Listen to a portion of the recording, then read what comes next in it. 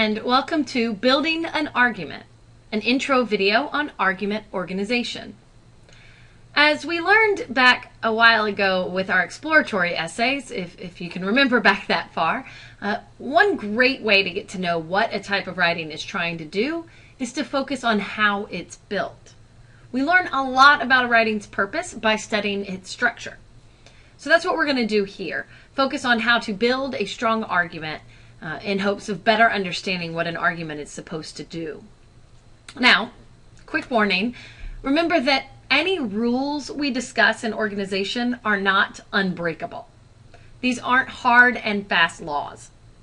Different topics, different writers, different assignments, different audiences, these will all utilize the strategies in varying ways. So this isn't like a formula that you've got to fill in. But I think it's helpful to know the traditions of argument organization in order to determine which strategies are most important for your arguments, which are going to be most helpful, which you can leave out, so on. So let's get started with the first major part of an argument, your introduction. Now, as we'll remember, an introduction isn't limited to a single opening paragraph. For longer writings, it can be many pages or even a full chapter long. But regardless of how long your introduction is, there are basic points typically covered in an argument intro. And let's talk about them now. The first is that we typically introduce the topic. We need to know what you are talking about from the beginning. Now, this can get tricky because it seems like, oh, of course we would be talking about our topic. But when we're trying to be engaging and bring a reader in, sometimes we can venture a bit off topic. So an example I have of this is I had a student who once wrote a great paper, really great paper, about the cocaine trade in the U.S. I may have even mentioned this example before.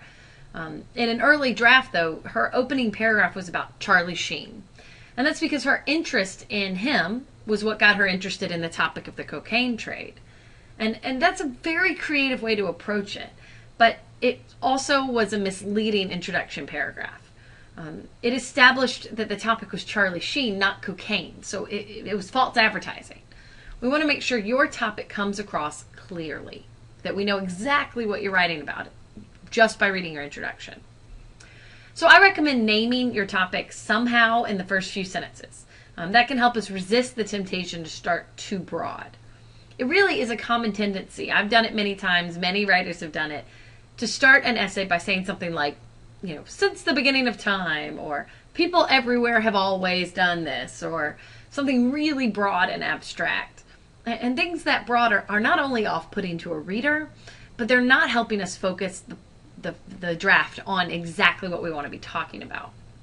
So, if you find that it's easier to write these sentences in a beginning draft and then, get into your topic, if that's your way into your topic when drafting, fine. By all means, do that. But in revision, cut those sentences out. I recommend starting no broader than the topic itself, and one way to make sure you do that is to introduce the topic in the opening sentences. Another thing that introductions tend to do, or need to do, is establish the problem. We'll put it this way. Basically, we can't care about your side of an argument if we don't know that there is an argument in the first place. We can't weigh in on a debate if we don't know that there is a debate going on. It's got to come first. We don't take positions on things that are not arguments, so we can't take a position until we know what the argument is. Now, you'll need to be careful to avoid writing any of the same sentences you've written in previous essays. We can't use any of the same language, but without being repetitive, you want to give us enough information to establish the problem so that we can follow your choice of position as your essay develops. An introduction also needs to provide context and any necessary background information. Anything we need to know in order to follow the draft that's coming. Do we need to know about current laws? Do we need to know about the history of this debate? Do we need to know that there's a bill currently up before Congress? It's up to you to decide what we need to know before we can move forward, but this is your place to give us that information. And the last big piece of an introduction is one you're probably most familiar with. We need a thesis. Your thesis is your position on the topic, clearly stated in 1 to 2 sentences. I'm going to say that one more time because it's important. Your thesis statement is your position on the debate, clearly stated in 1 to 2 sentences. Your thesis should be specific, meaning that you are arguing for one precise thing, one distinct thing. We also need it to be, of course, arguable. That means it needs to be up for debate. It needs to be something that people could disagree with, that a reasonable person could disagree with. And keep in mind that it needs to be something that a reasonable person could disagree with, even if they've had access to all of the same information you have. Sometimes when we've done this much research, it can be tempting to take a position that is basically like, now I know this, everyone should know this, and if they knew this, they would know this is true. We want it to be someone could have sat next to you all semester long, done all of the same reading you did, be just as reasonable a person as you are, and interpret things differently. So that's what we mean by arguable. We also want our thesis to be easy to identify and supportable with the evidence that follows. Remember our test for introductions. We want someone to be able to read just the thesis statement and know exactly what the paper is about. If you could do that, if you could show your thesis statement to someone who doesn't know anything about your assignment or anything about your research or anything about your paper, you just show them the thesis statement. If they could see that and say back to you what your draft is about, well, then you probably have a good thesis. But if they read that thesis statement and what they say back to you is not exactly, precisely 100% what your paper is about, we have a problem. Notice also that we mention what a thesis has and what an introduction includes, and we are not listing that it needs to include all of your reasons for supporting that position. We might be used to writing thesis statements that say, I believe this because, and then we list all of our reasons. Remember that reasons are something we develop in the body of the paper, so we don't need them in the introduction. All right, so after our introductions, however long they end up being, we come to the next part of a paper, the body. As always, we have some basics with the bodies of a piece of writing. Each paragraph should be focused around a distinct topic, a single distinct topic. And when the topic shifts, a new paragraph should begin. That's just kind of golden rules of organization. We also want transitions and topic sentences and concluding sentences and all those things we've done before. They still have a place in argumentative writing. But the order of the paragraphs we include can be tricky with argument writing, and the order definitely varies depending on what information you have. So here are some traditional structures you can consider. One traditional structure is to establish your topic completely and then cover rebuttals. Now, in this structure, you want to make your case entirely. You include all your reasons, all your logic, all your evidence, everything you're going to say before you address the opposing viewpoint. I kind of think of it like a court case where the prosecution makes its entire case before it becomes the defense's turn. This structure is best if you have one or maybe two main rebuttals that address your topic as a whole. Like every point you're making could really be attacked with the same one or two rebuttals. Then this is a good structure for you. But for some of us, we will have a topic that invites many rebuttals, perhaps even some targeted at specific points you intend to make along the way. If that's the case with your writing, consider the structure where you handle your argument point by point and address rebuttals as you go. For instance, you might make your first point, then handle a rebuttal. Then you might make your second point, then a rebuttal, and so on.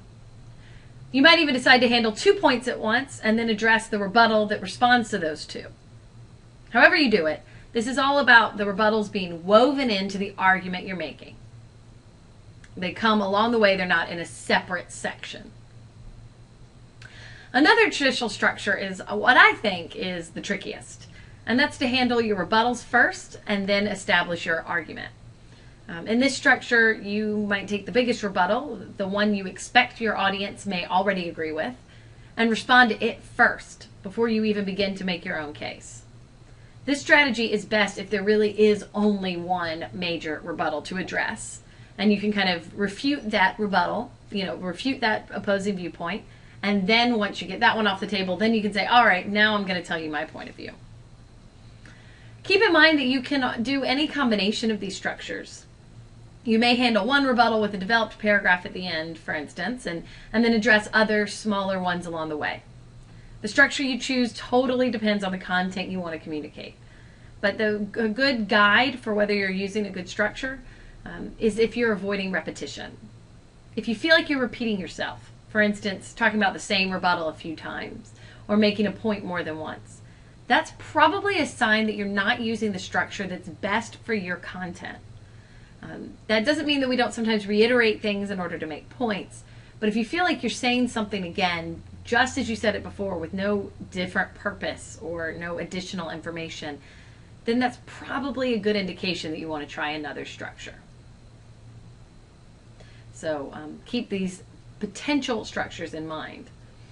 Now, as far as how you decide to order points within your argument, so when you are picking, you've got these 3 or 4 reasons you want to make sure you touch on, the order of those is also something to consider. The first way to do it is, or one common way to do it, is to start with your most general information. That means the point that applies to the most people, and then getting more specific as you go along, kind of moving along to the smaller, more minority points.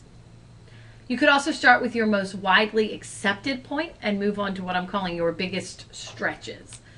Now, I put stretches here in quotes because I don't want to encourage any weak points. I'm not saying that we need to get into really far-fetched reasons for supporting your argument. But this construction could work. If you have one point that you think everybody could get on board with faster, you could put that one up first. That way, maybe your reader's more likely to agree with you when you get into the things that are maybe not as easy to swallow. So you make the point so that you can get them on board, and then as you move on, you can kind of they might be more willing to accept something they wouldn't have accepted if it came first. So these are some basic ways to think about ordering your points and your structure. But before we move on from bodies, I want to say just a few quick words about rebuttals. We've talked about them before, but I just want to give you some additional information to think about. Remember that even as we address opposing viewpoints, our purpose is the same, to support our thesis. So do not forget that purpose. Even when you're handling opposing viewpoints, you have to be handling them through the lens of making your own case.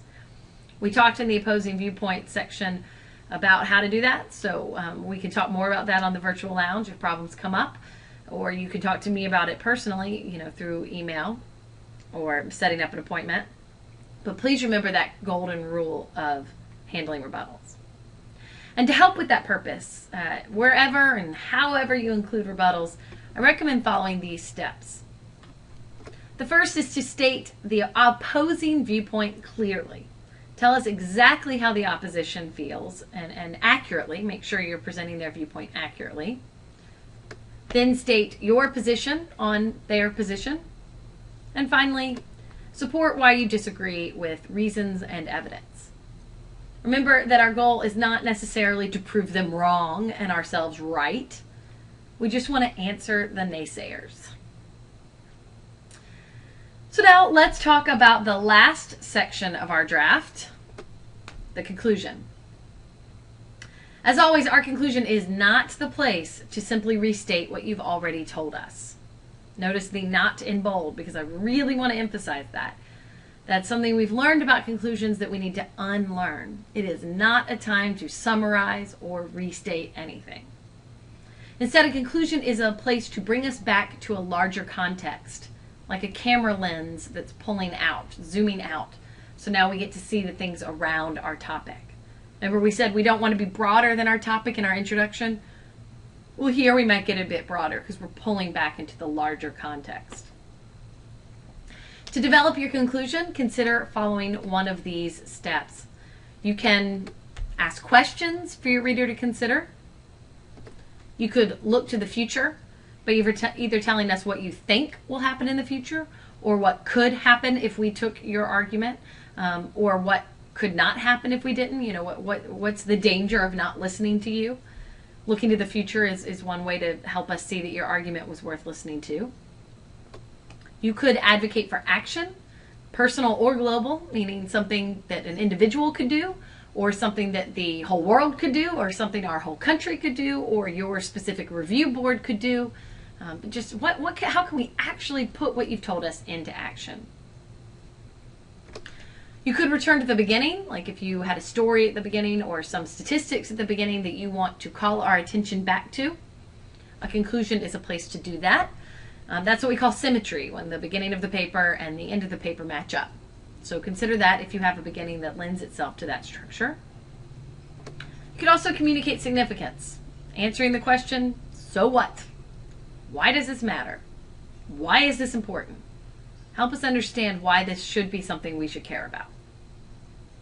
Again, your rule here is to avoid repetition. Make sure you're not telling us information we already know. If you write a conclusion and the sentences in it are only telling us things you've already told us, I can guarantee that will hurt your grade.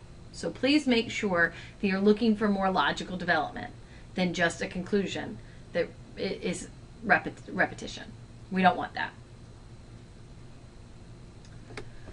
So now that we know a bit more about how to construct an argument and hopefully a bit more about arguments, it's time to apply these concepts to your own essays. In this module, we'll be building our own outlines, like our blueprints for these essays. You'll find the directions after this video, and as always, bring any questions to the virtual lounge. Good luck with your outlines, and have fun.